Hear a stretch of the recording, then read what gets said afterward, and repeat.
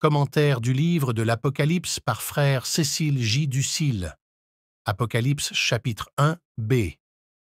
La révélation, parfois appelée l'Apocalypse, est la fin de l'accomplissement de tous les livres de la Bible et il cite avec une certaine finalité à tous les prophètes, leur donnant ainsi une approbation prophétique.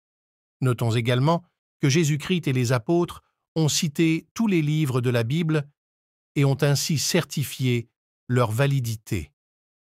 On ne pourrait pas en dire autant des livres apocryphes, car ils ne sont pas du tout cités dans la Bible.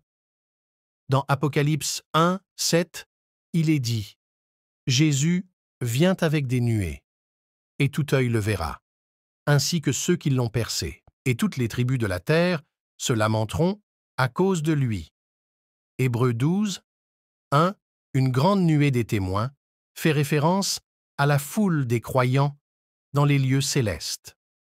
Cette grande nuée de témoins sont les nuées qui ont reçu Jésus lors de sa montée au ciel et les nuées avec lesquelles Jésus vient. Note, Apocalypse 19, 14. Les armées qui étaient dans le ciel le suivirent. C'est la nuée. Tous les gens présents dans notre bal terrestre le verront en même temps. Un prédicateur très imaginatif a dit que nous le verrions à la télévision.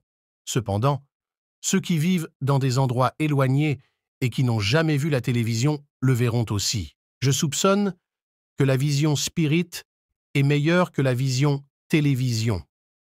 Jésus le Christ omniprésent apparaîtra à tous les peuples de la terre en même temps. Son corps physique a le même pouvoir comme le spirituel. Mon début conçu pour correspondre à ma fin désirée. Je suis Alpha et Oméga. Apocalypse 1, 8. C'est génial de concevoir que nous avons affaire à un Dieu qui détient à la fois le début et la fin dans sa vision, tout en même temps. J'ai vu ma vie commencer et à ce moment précis, il regardait la fin. Il était là avec moi dans chaque moment sombre et tout pendant qu'il façonnait mon début pour qu'il convienne le mieux fin qu'il pourrait faire et me donner. Parfois, dans l'ignorance, j'œuvre à l'encontre de ses desseins, sans savoir que pendant tout ce temps, il travaille en ma faveur pour que ma fin soit bonne. Il est le Dieu qui, d'un mauvais début, fait une victoire victorieuse. Fin. Si l'obscurité recouvre mon chemin, il est bon de connaître l'obscurité.